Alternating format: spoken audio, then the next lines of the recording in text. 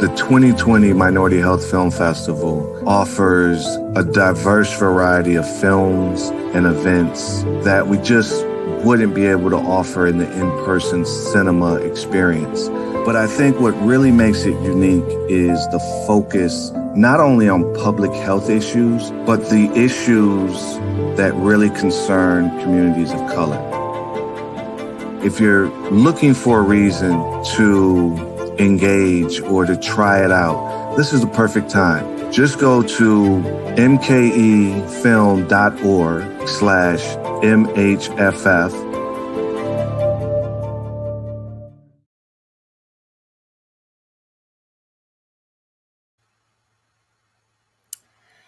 Good afternoon, everyone. I'm Cara. I am the artistic director at Milwaukee Film, and I'm thrilled to welcome you to this afternoon's discussion that brings together the directors of 3 films in the Minority Health Film Festival, all of which are coming back to Milwaukee, albeit virtually, that kind of speak to one another. All 3 of the films that we're going to discuss with the directors today think about community violence, and they think about community health disparities via kind of community violence, geographic traumas of racism, and all sorts of other issues that you wouldn't necessarily think of as impacting health, but that, as these 3 films show, really, truly do. So I'm going to welcome onto the screen the directors who are joining us this afternoon. I'm going to have them introduce themselves so that they can also talk about their films, and jog your memory if you've seen any of those films and connect them to new faces. Oh, here's everybody. Hello. We'll start with Judith, who's first on my screen. Hey, everybody. Thank you so much, Cara, and the Minority Health Film Festival, and to all my beautiful colleagues over there to the right. I'm so happy to be here. I am a producer-director of Cooked Survival by Zip Code. I produced it with Fennell Doremus, and our co-production partner was Potemkin Films in Chicago, and the movie takes place in Chicago, despite the fact that I live in New York City. And the centerpiece is an extreme weather event, a terrible and deadly heat wave that took place in 1995, in the summer of 1995, which is now known as the 1995 Chicago heat disaster.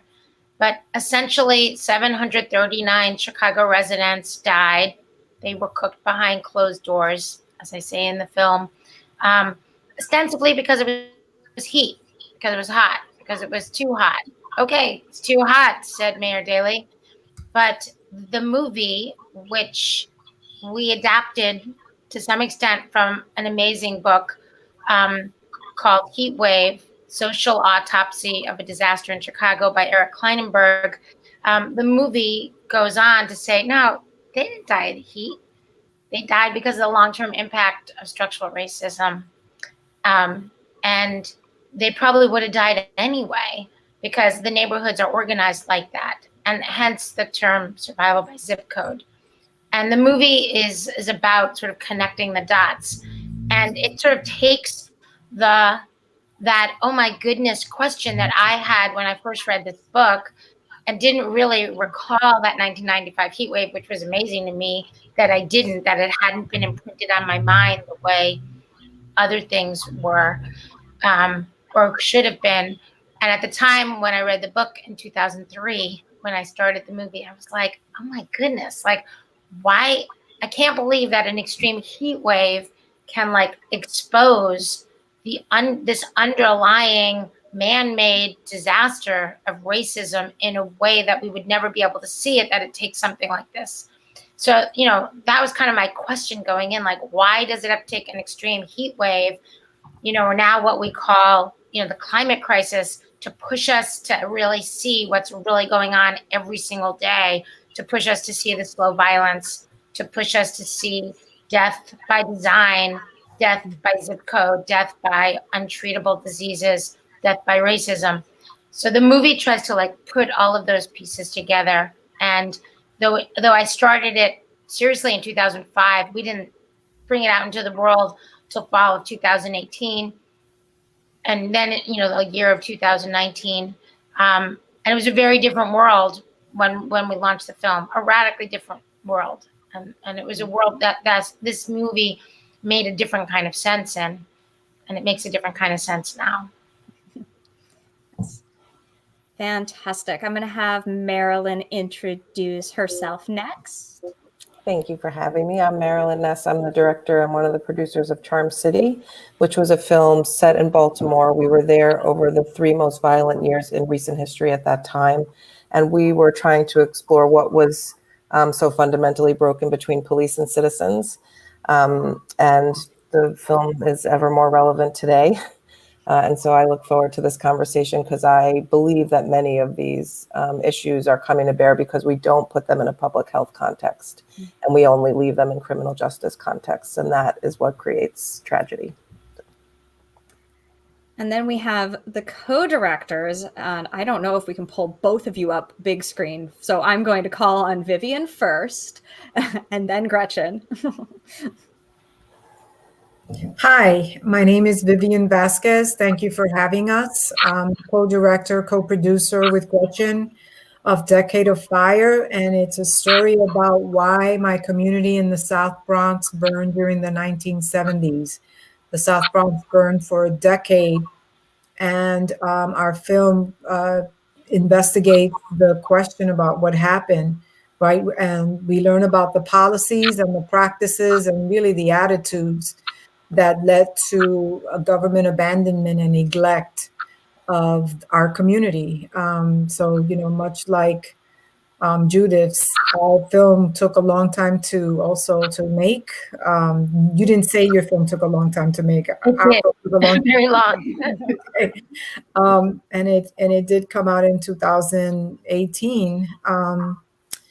And really relevant now because it speaks to housing discrimination and displacement in a way that people can no longer live in quality housing, nor can they afford to live anywhere.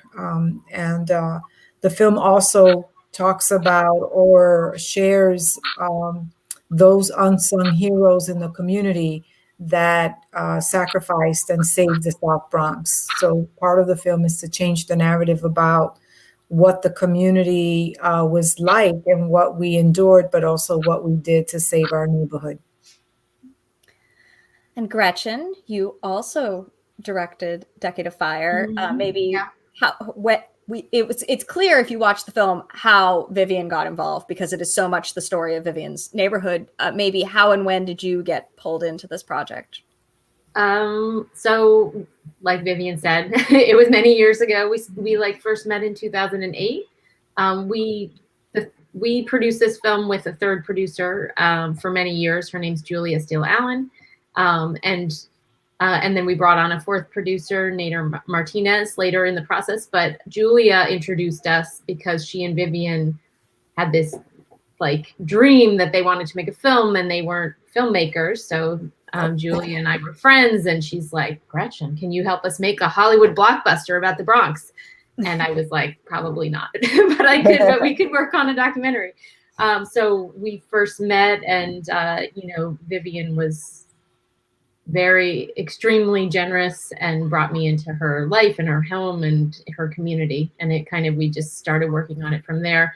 And just to add, Vivian, you said everything about the film, but I'm really happy to be in this context. One of the books that we all read at that time that really inspired this story was, it's a book called A Plague on Your Houses, which looked at the fires as a public health phenomenon more than, a housing problem or an individual, there's a fire here, there's a fire there. They mapped the fires and then they mapped the spread of tuberculosis and the spread of homelessness and HIV infection, which was a perfect mapping of where the fires had gone in the years before.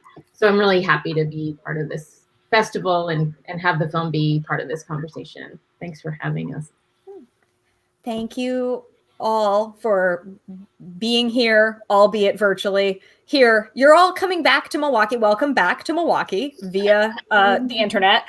I want to sort of I want to start with a version of a question actually that Judith asked while we were getting ready to start here, which is sort of all of your films were produced over a long period of time, varying amounts of time. And they talk about, the 70s and 80s. They talk about 1995. They talk about, earlier moments in our current century and decade.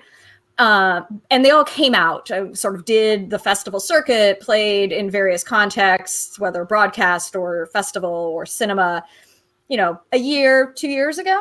And I'm interested in sort of the resonance now, right, in 2020 with coronavirus, COVID-19, with the Black Lives Matter resurgence of interest and an instigation of that, all these conversations that we have been now having since March as a nation, as a globe. How has that maybe changed the way that your film is received, renewed interest, changed audiences, or your own kind of perspective on the place that your film might have in this conversation? And Judith, because you asked me to ask a version of this question, I'm going to start with you. Okay. Well, first I want to say, the reason we were most excited to bring our film to Chicago when we did in 2018 is because Milwaukee County was the first county in the United States to declare racism a public health crisis. And it's a very profound declaration, because when you declare something, like when you say, oh my goodness, there is fires burning in the West Coast, like, oh my goodness, there's a terrible hurricane happening, which just did, in the Gulf Coast, or, oh my goodness, there's a pandemic happening and almost 200,000 people are dead and it's going to affect millions. Let's declare it, a state by state disaster. Like, once you declare something a disaster or a public health crisis, money, there are moments when you can get money that you wouldn't get otherwise. Like, you get the attention of the press, you get the attention of the public, because you're literally adding the word crisis or disaster to something that they might not be able to see. And when you do it to racism, it's like you're doing it to the thing that everyone has become so horribly inured to and have accepted and are complicit and a part of in some way, that's a huge thing. So for our movie, we were trying to redefine, I'm my big question in the movie is how do we define disaster? How do you prepare for it? And ultimately, how do you define it? And, maybe we're defining it wrong. Maybe the real problem started with the redlining. Maybe the real problem is that 3,200 people, and this is a number, it's not even the right number anymore, but this was the number that our epidemiologist in the movie, may rest in peace, Steve Whitman, was, saying in 2011, 3,200 people die, Black people die on the south and west sides of our city every year. They don't die all at the same time. They die, a few every day over the course of a year. But if you add it all up, it's 3,200, and he used the term extra people. Those aren't the deaths that would happen. They're not supposed to happen. But because of racism and the untreatable diseases that they were counting and mapping, very similar to what Gretchen was saying, he could count them and he could rely on that number.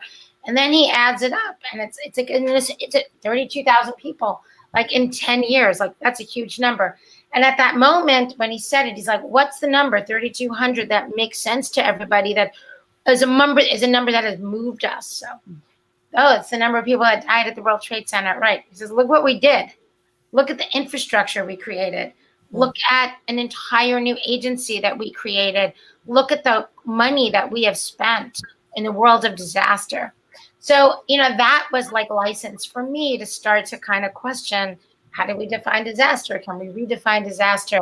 And they were kind of crazy questions. And I was going after an agency that's really small, but uses disaster in its title and has an infrastructure, disaster preparedness. Every county has that.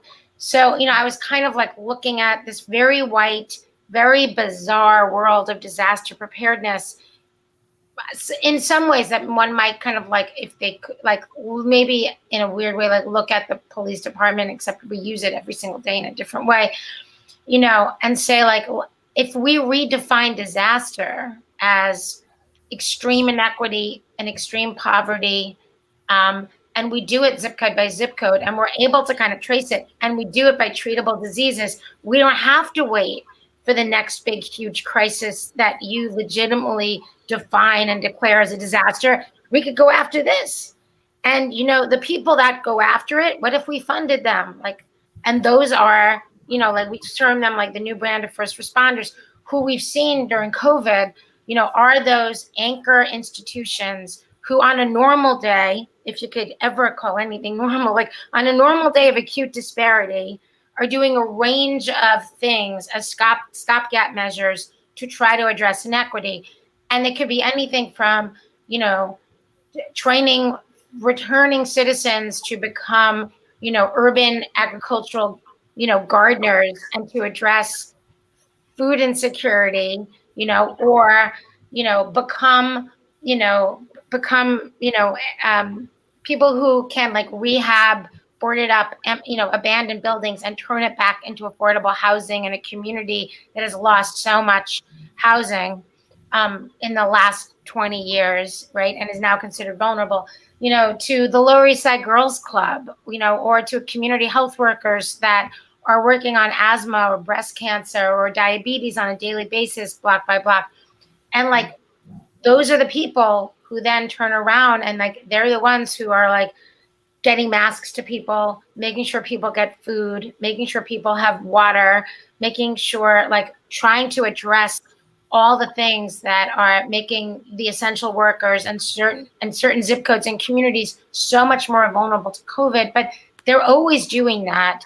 And it's because of the trusted networks that they create every day in the name of addressing inequity that then they become the most trusted, sometimes most important public health servants who are on the ground kind of addressing it. So that's kind of where our movie has landed.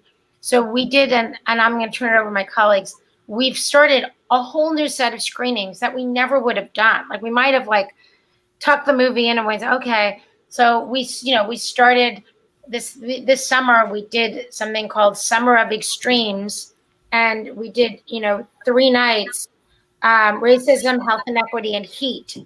And we did it in June, right before the 25th anniversary of the heat wave, which was this July, because we wanted to help journalists reframe how they were going to utilize this anniversary of the 25th anniversary of the heat wave.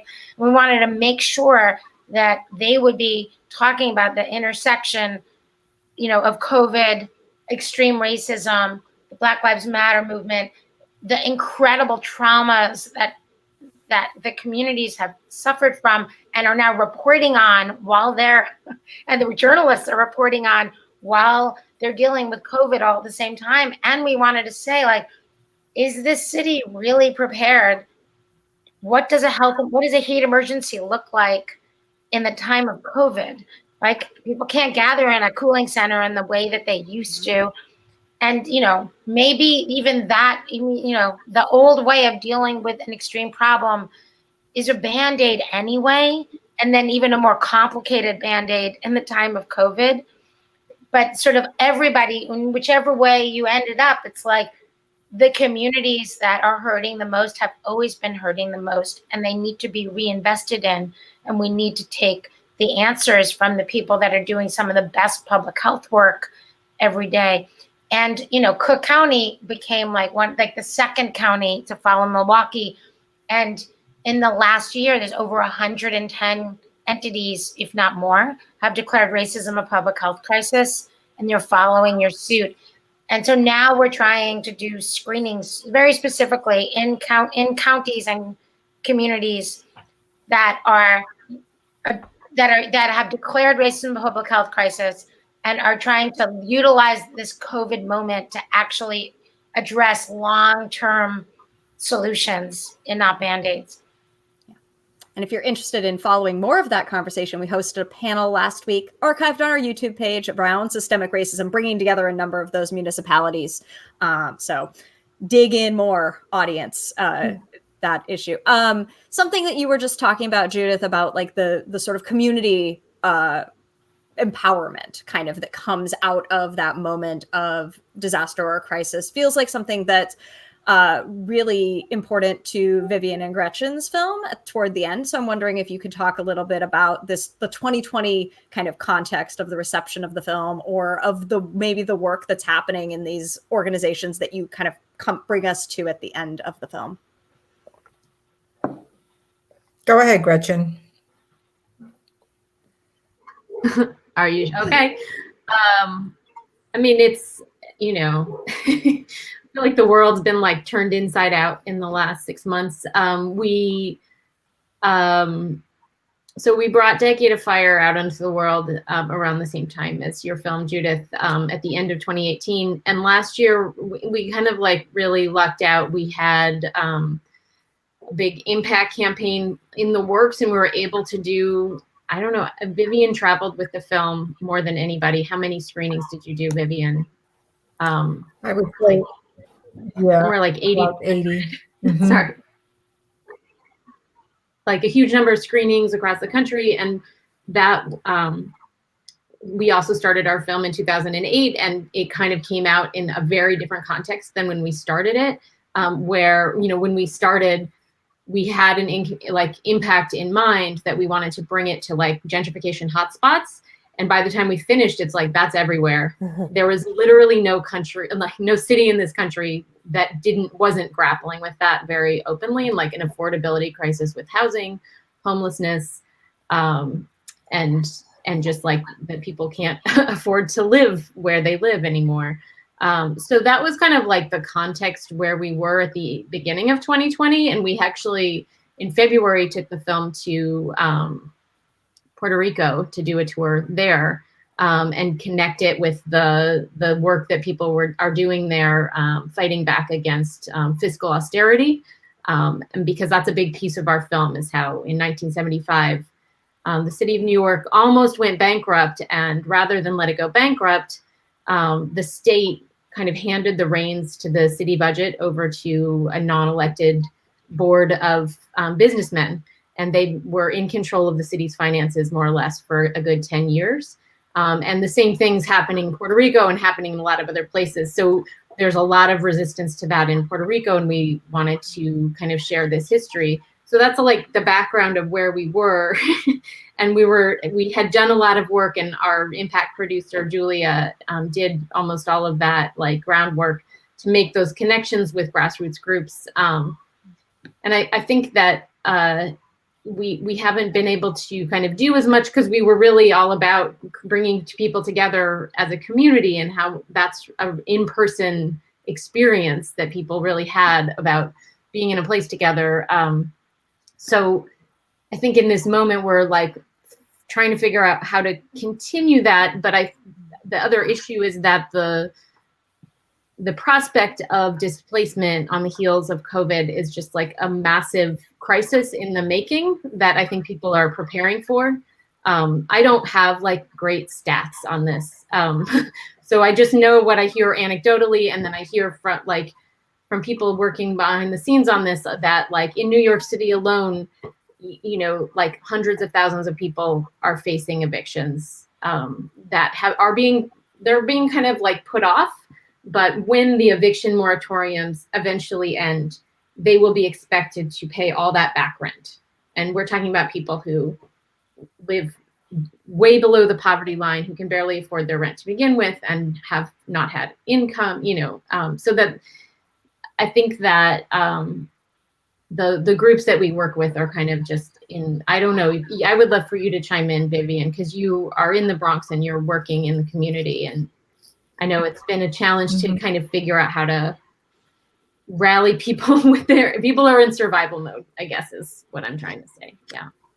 Yeah. And I think that it's interesting that for some reason, I thought that we were going to have less of screening activity than before. And of course it's less, but I think we've been pretty busy with providing virtual screenings and having talks with people, because folks are so interested in the topic and they see the connections and the relevance of the, like you mentioned before, Judith, redlining and all these policies of institutional racism that started many, many years ago, how it's sort of like meeting us at our doorstep.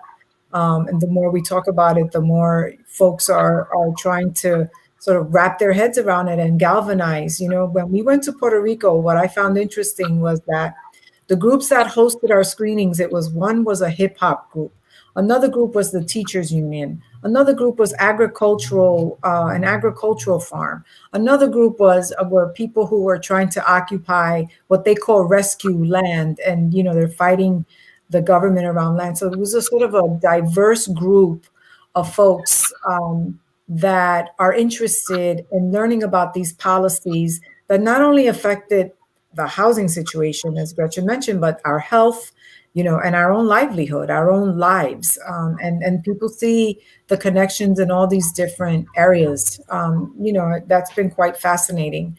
And I think that it's going to continue to grow in that way. I think that the more films that are made like ours, the more people are going to want to create changes in the system. We just have to figure out how do we keep inspiring our films and other filmmakers to talk about it, to write about it, to share their history, and to propose real important changes. Marilyn, how has your film sort of maybe come to new relevance in 2020, or how has it been being received? What has your experience been with how all of the things that are happening this year cast a new lens? So our film came out in 2018, and so was still really in the moment with police violence against citizens. The film complicatedly made the argument that community violence is also spurred by when people can't trust the police, can't or won't call them because they're coming into their neighborhoods and causing more harm than help. A vacuum emerges, and into that vacuum steps lawlessness, street justice. And so we're seeing that ratcheted up now, of course, right, as we're confronting police violence against citizens at its face. What I have found really fascinating is, the film was always kind of a rallying cry for reallocation. Some people choose defund. I believe in the sort of reallocate. It's so easy to take the lion's share of a city budget and hand it to police and say, you guys fix it. But, what do we expect is going to happen when all we send to most calls is a 22-year-old with a gun, a taser, and handcuffs? And so the film makes the case that there are community leaders in every community who are serving their communities, that are social services in communities that have been disinvested, that have been neglected. And when we can empower those community groups to support their own community and citizens, they become the preventers of the things we keep calling the police to come in and do. And so in some ways, the film is more relevant now than it even was then, because there is a roadmap of sorts. It doesn't have all the solutions, but it shows that there are community leaders able to step up and be part of these solutions. What we found that's interesting for us is, it was kind of a chronic disease in communities, this crisis of the criminal justice intervention in communities.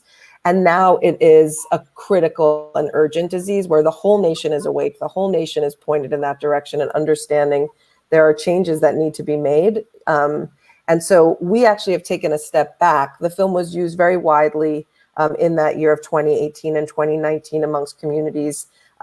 We did a huge outreach campaign in Baltimore to understand how it functioned in a whole city. Actually, Milwaukee was going to be on tap next for the next pilot.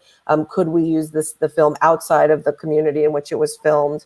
But we took a step back because what we realized is in this moment of crisis, actually there needs to be more care to the community partners and even to the police for how do you handle these conversations, because they're all so loaded and fraught now. And so we're beginning to, Ganesha Martin and I, who's my partner, impact partner, and does work in this space all the time, are beginning to think about how do we create spaces where different communities are watching the same film and have some common understanding, and then begin to have conversations both alone and amongst themselves, and then ultimately together. But it just seems in this moment of real, fireworks, we can't just throw people into the mix together and expect everybody to come out whole, because it's traumatic on every side. Everybody is traumatized right now. Policing is clearly not working for anybody, including the police, I would say, and have heard. So we're trying to be thoughtful as we make that step. But we were delighted. I will just say that PBS included Charm City. They created a collection of films on race and racism in America as a way of looking holistically at the whole picture. And Charm City is in that conversation. And we are delighted that we're part of what can help explain to Americans how we got here. Those of you who are out elsewhere on the internet, if you have questions or comments to pass along to this panel, feel free to put them in the chat or the comments of wherever you are watching, and they will come to me and I will bring them into the conversation. I want to sort of probe in a little bit. All of you have talked about sort of the importance of thinking about a variety of things as public health, whether that's economic disparity or police community mistrust, all of these sorts of matters as public health. I wonder what is the place for each of you for film in public health? What is the place of film and filmmaking in that space, whether that is I'm about to answer it for you. I'll pause to see if anyone wants to jump in before I start answering it for you.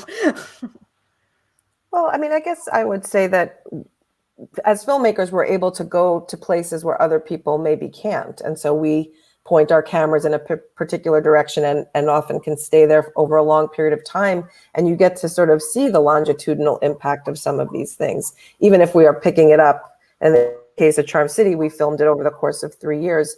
You know, we allow people that front row seat. You know, most people will not ride along in the front seat of a police car. Most people will not stand on the Rose Street Community Center block and receive services from Mr. C.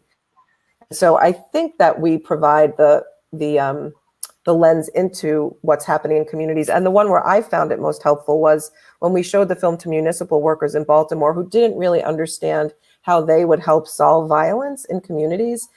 We showed them the film, and suddenly the guy who's in charge of changing the streetlights that were out, which was leaving a block vulnerable to incidental crime, understood he had a pivotal role in helping to prevent violence in his own community. And so they were able to step in. The public health space could step in.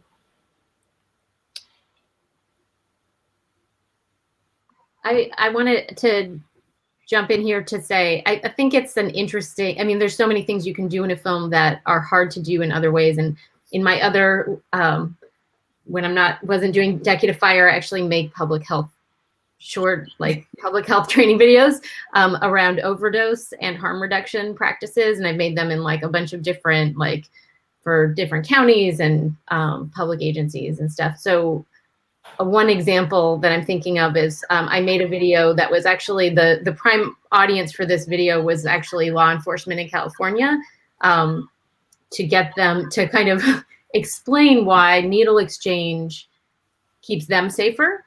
And so I did a kind of like a walk around Skid Row, and this was like 15 years ago with a police officer who, and I don't know, like one of the person that I showed it to, they're like, it's so sneaky because you're with this cop who's talking about the work that he does, and you know, and through his eyes, he kind of like opens his eyes to needle exchange and how like keeping needles off the street and making sure everyone has clean needles keeps him safer.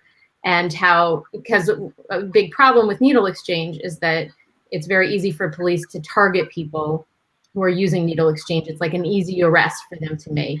And so it was like one very small way that you can like, you know, you can show that to police officers, and it's very accessible because it's all in the voice of police officers talking about this idea that is kind of radical in the realm of law enforcement, or at least it was like 15 years ago. I think it's a much more accepted thing.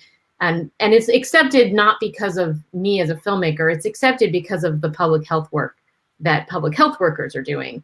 But as filmmakers, we can, I mean, part of the public part is consciousness and understanding. And I think that's a huge role that filmmakers can take on and we can do the subtle work around the edges that really actually changes the public consciousness, while the public health worker people are doing the essential work that they do. Vivian, do you want to add to that? Oh, you're muted. Oh, you're muted. Can't hear you. I'm sorry. I have a dog that was barking before.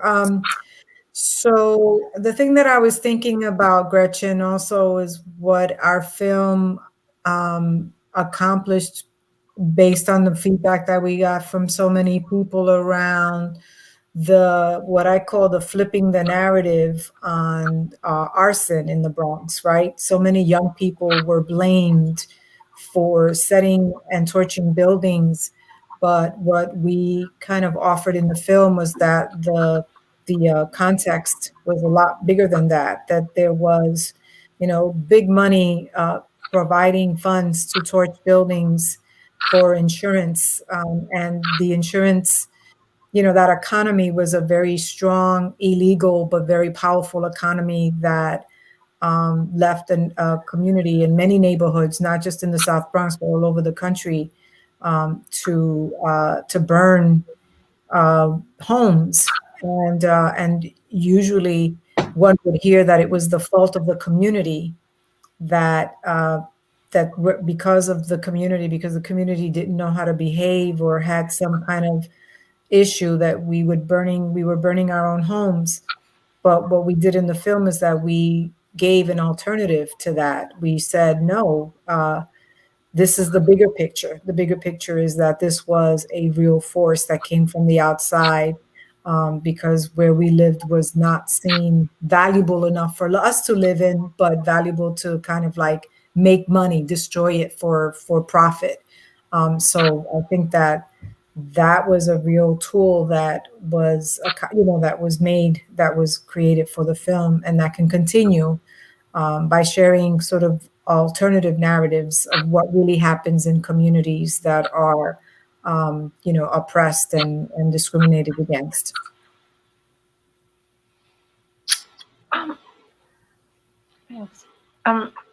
I'll add to that from a filmmaker perspective. What I was thinking about when you were asking a question and when everyone was talking, and even like last week, Cook County, because they declared racism a public health crisis, now has hired like their first officer that's just solely focused on equity, and they have an office on equity, which is really interesting, and they have a week that's devoted to racial equity. So last week they showed cooked internally to the staff, and then they had a private discussion in breakout rooms where people from all different agencies, county agencies, so some were public health, one was disaster preparedness, like one was housing, like people who do very different things and don't necessarily work.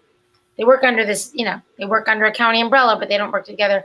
They had an opportunity in a very safe place that was not public. The press wasn't there for them to just talk. And then an hour later, they had an outwardly facing screening, where they brought, this county commissioner who has this really new radical way of thinking about equity and race and public health. Commissioner Johnson, he's extraordinary. And the executive director of the inner city Muslim network, Iman, who is doing some of the most amazing grassroots organizing, and they have been for 20 years, and the president of the MacArthur Foundation, and myself, and the president of Cook County. So, everyone was like grappling and talking about, how did this movie make you feel? Which part, pushed you the most? What might the solution be? And it was a really important space for Rami from Iman to like really talk about, if we really want to address this, we have to invest in the communities that have been divested from for the last 30 years. We have to create a Marshall Plan that does that, neighborhood by neighborhood. Like, that's what we have to do. And he gave these amazing examples of projects that he and others are working on that I would, reframe, in the context of our movie as, if we invest in the anchor institutions, which include libraries, and public libraries and schools, right? And if you think about those as like essential public health institutions, you really reinvest in those, the neighborhood will get healthier, right? Like it will just get healthier on so many levels all at the same time, and it will get safer. But, but what's the role of filmmaker for me? And especially a white filmmaker who's like an insider outsider. I didn't start out being in this movie at all. In fact, I made so many first person films and my friends were challenging me, like, don't be in the next one. You don't know. Don't do it. Don't do it. And at a certain point, the editor, who was not the editor, but one of many people who helped me edit this movie at different points, who's Black, said, you have to be in this movie. You are trying to like make all of these characters kind of like say what you're saying. This is your argument, and you're like connecting the dots. You need to do it, and you need to make the juxtapositions, and you need to bring the white community with you, because they'll come with you, and they're not gonna come with you if they don't know who's making the movie. They actually need to see you. So I listened to Louis Erskine, who's brilliant, and and it changed the movie in a fundamental way. And thank goodness I did. Like, we're in a different place now. Would I make that choice now? Would I even make this movie now? I don't know. Glad I did. I am the mother of a Black Jewish daughter, and I do have to look her in the face and say, like, what did I do during this period of time? But part of the job of a filmmaker is to be this like insider outsider. And it is to be able to ask absurd questions. Sometimes using the movie after the movie's done, in my case, in the middle of the movie, or like as the text of the movie, that pushes people to have to say the things that they might say internally, but they wouldn't really say out loud, or sort of say them out loud, or give people room to think, or give people room to get really angry, or juxtapose things that don't normally get juxtaposed, because the Buckingham Fountain, which is like in this gorgeous part of Chicago, is never next to, the fire hydrant on the west side, where all these kids who, because of the way the neighborhood functions, are not going to walk 2 blocks away to another neighborhood, which is 2 blocks away. They're not going to walk 2 blocks away and swim over there because it's not safe for them. Like, they're not going to leave their block. They'd rather like have an altercation with the police, who are going to say, you turn that off, before they put themselves at risk because of a gang. And like, they understand how their neighborhood works.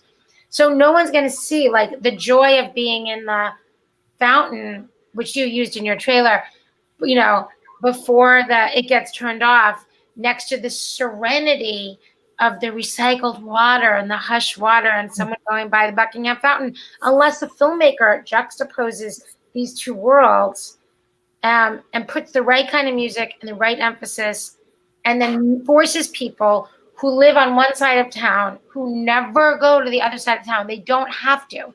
They literally will never drive through. There's no reason for them. They will take the loop, and they will be on the shoreline, which is beautiful. They will never go there. They don't have to actually see this and go, oh, right?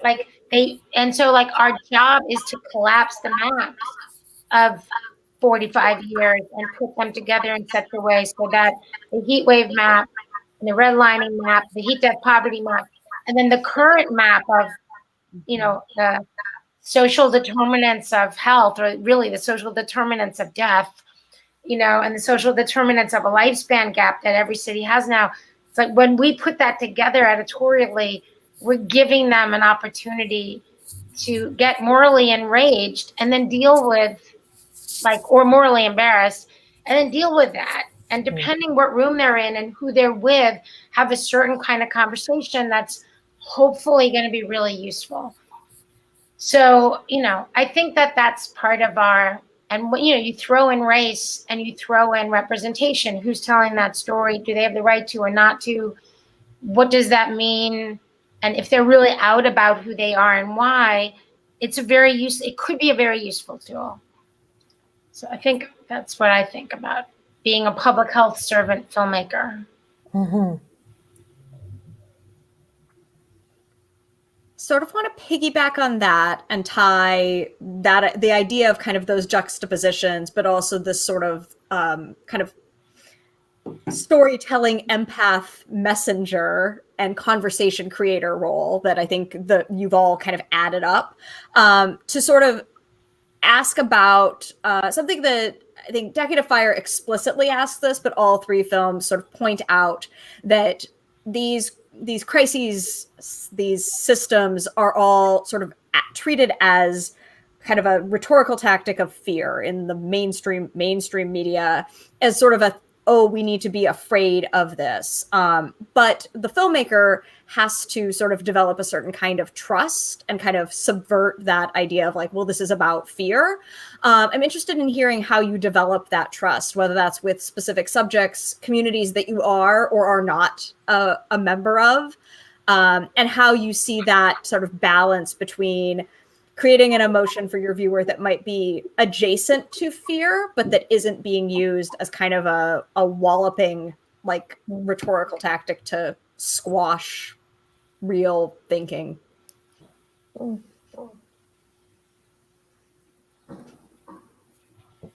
I've stumped you. That's good. I mean, I think I'm a little confused about fear. Like, what exactly you mean by the fear? Like racism? Like how racism is used to make people afraid of? I mean, I think that sort of this idea that, this difference. So yes, racism, difference, dangerousness, this sort of, this kind of tactic to say like to create otherness and to create division, versus the kind of, there's an emotion that one is trying to create in an audience that is maybe concern, but not quite fear.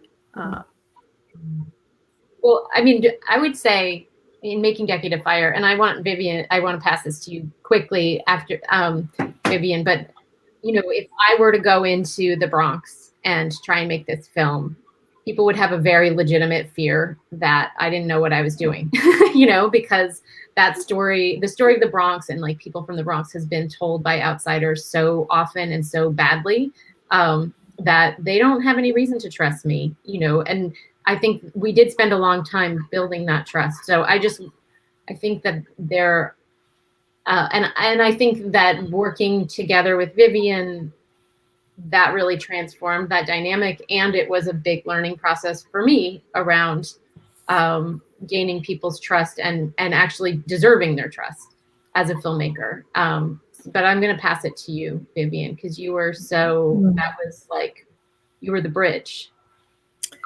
Yeah, I mean, I could say that I was the bridge, yes.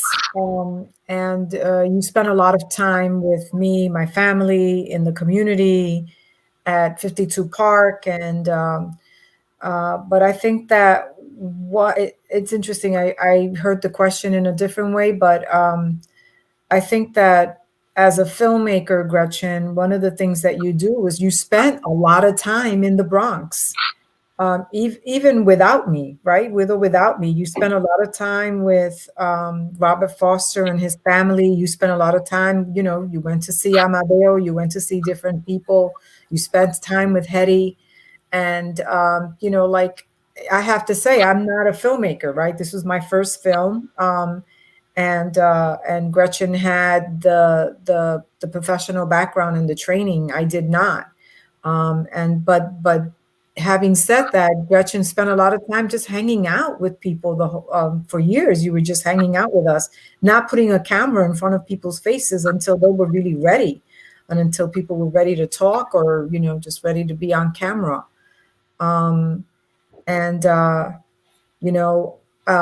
think that question of fear is a powerful one in that, a long time ago, I was with a friend of mine and I don't know what we were doing, but someone said to me, why should oppressed people trust us? Like, why? And I'm like, oh yeah, you're right. There've been so much damage that's been done to my community that, how do you discern who's for you and who's not? Or how do you discern that someone's going to take your story and then twist it and kind of waste everybody's time? And I think people have been tired of their story being, misspoken, and that the truth never comes out. There's sort of there's a layer of storytelling where, you don't really get at the authentic, the human story of what people are going through. So, I think that, what I was thinking about when you asked the question, Cara, was how easily fear played into the way decisions were allowed to be made, right? Because at one point, and again, my experience is a very parochial one, right? I grew up in New York City, in the South Bronx, at a time when it was very integrated. So, the woman who took care of us as kids was a Jewish lady. She was my mother's best friend, and we had Irish neighbors and we had African American neighbors, and people were Italian and they were Cuban. And I didn't, as a kid growing up, I didn't sense like we feared each other like that. That notion of like we were going to fear. I was going to fear Ray and Betty, and we were going to. My parents were going to fear their neighbors because they came from different places. Didn't happen. Although we heard stories from young men or the men who said that as African Americans they could not walk to certain parts of the Bronx because otherwise they would have gotten jumped, right? So that there was that fear of like being different and getting your butt kicked. But the idea that we should be afraid of each other because we're different from each other, to me, as a kid was nonsense. Like, having that experience was nonsense to me, and how easy and gullible people are. So that if you're different from me, I should be afraid because I'm darker, because I'm poor, because my family just got here from somewhere and they're trying to, achieve the American dream just like you. And I'm going to be gullible enough to say I should be afraid of you because of that. I mean, it doesn't, to me, still that whole notion. And, that's what number 45 has been trying to instill fear in people, right? Even the protests are, anarchy, it's this, it's that, without really, don't we understand that Black people are getting killed? I don't understand, how could people, I don't know, I'm going on, I'm ranting, but, how could people sort of be vulnerable or accept that we should be fearful of others? It doesn't. Sorry, I just ranted. I don't know where I'm going. I can piggyback off of that, because I think when we were stepping in to make the film Charm City, both the community members and the police felt they were all feared and were hated. And the news cameras didn't come into Alex Long and Mr. C's neighborhood unless there was some violence that had happened that would bring them in to shoot those shots of their street, and then they'd leave. And so for us, we were intentionally trying to push through that fear to say, we really want to get your real story, not the one people think they know, not the one the news gives you in 30 seconds, not the one on social media. And so I think, like Gretchen and you, Vivian, I'm sure Judith, knowing her work, we just did the time. We spent time in the neighborhood over a long period of time, actually without cameras. We probably went without a camera for 4 months before we shot our first frames. And then in my case, because I am white and I was from New York and this was in Baltimore, we cast our crew, so we had all local Baltimore crew filming on the police side. We actually had 2 separate crews to keep everybody safe and to respect everybody's confidentiality and privacy. And then we hired my co-producer, Andre Lambertson, an African-American man who solely and alone decided when to turn the camera on and off. And I think that allowed everybody the room to sort of settle in and know. They looked me in the eye for 4 months straight, and I answered their questions every day that they had them. And then the people that were filming were also there with their own kind of baggage about what it means to be from Baltimore, what it means to be a Black man. And so we push through the fear to kind of get to the empathetic portrait I think the audience can absorb and hopefully move past fear as a functioning, as the reason to function, and move into a place of empathy and eyes wide open, what's actually happening on the ground that's worth knowing. I don't know. It's interesting. I sometimes wonder, if I was going to start this movie again, I don't know if I would make it now. Yeah. I mean, those questions are real now, I think, where we do have to be mindful. Or I could only make it, or I would produce it for someone, or I would make it with a Black co-director. I don't know. It's such a, it's so interesting. I mean, I think my biggest fear was that I never spent enough time, that I was not spending enough time, that I did not earn enough trust, that we shot so much footage that didn't make it into the movie that was really about sort of that was about beauty and serenity and, fun, or like really interesting things that like I was really moved by, but then couldn't make it into the narrative because the narrative went in a certain direction. And it's like, wow, well, if we had chosen that, would that have flipped the narrative in a way that would be more important than telling this tightly woven, connected dot story? I don't know. These are interesting questions. I think right now,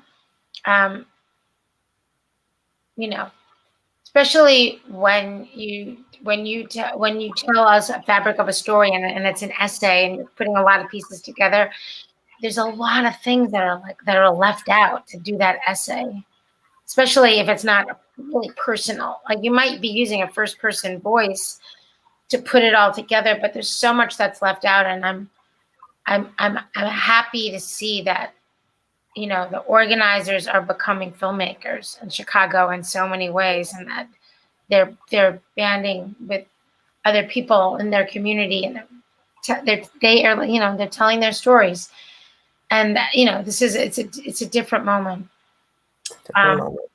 Yeah. So I don't know if I'm answering your question, but what I did constantly notice and was amazed by, right, is like just something like just think about lunch, right? And your crew says, and your crew could be black and white, right? And your crew could say, how are we going to do this? There's no place to eat there.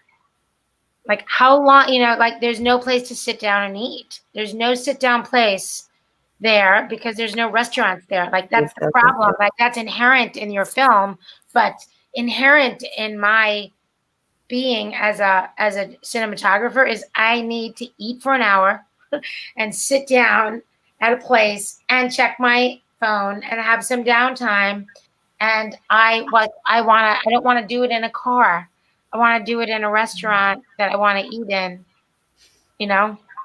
right? So like that means that then it's like, okay, we got to leave here and we have to go all the way over there because like because we're part of the story is like, why is there so much food insecurity and why are there no real places to sit down and eat where there's like a table and there's no bulletproof glass and and it's not fast food. Like, so it's just like an interesting thing. If like that's so right, it's like and someone says like, I'm afraid I'm not going to be able to eat here. So you either have to cater and bring it and we're going to go and tell me where we're going to eat, where I want to eat, or we're going to have to leave the neighborhood and we're going to have to buffer like 2 hours based on traffic to get back. Like there's all these things, which it is about fear in a way, right? How long are we going to shoot there? Where we, what I mean? Like there's all sorts of, how many people are going to be, who's going to stay in the car? Like there's all these questions that in the end might actually be about, survival by zip code and perceptions of violence and fear and things that, that your movie is actually addressing, but then, your crew and everyone else is like, well, we really actually have to address this while we're here, while we're shooting. Well, you've left us with a lot to think about there, about some of the sort of behind the scenes sort of ways that these questions about like trust and authenticity and empathy kind of unfold in filmmaking. I think that's a theme of all three films, is sort of, and that you've all spoken to today, is really that the power of these films, but also the potential power to change systems, is really tied up in sort of one-to-one authentic human relationships that take a ton of time to develop sort of a realness, to develop that trust, but also to sort of have the space to make kind of incremental change in more of a grassroots way that ultimately maybe affects these systems. But we have run out of time. So I want to thank Gretchen and Vivian and Judith and Marilyn for their time and for their films. If you haven't checked out Decade of Fire or Charm City or Cooked, do so during the rest of the Minority Health Film Festival. And thank you once again. That was, I ended it on that. Thank you. Thank you. The 2020 Minority Health Film Festival offers a diverse variety of films and events that we just wouldn't be able to offer in the in-person cinema experience. But I think what really makes it unique is the focus not only on public health issues, but the issues that really concern communities of color. If you're looking for a reason to engage or to try it out, this is the perfect time. Just go to mkefilm.org/MHFF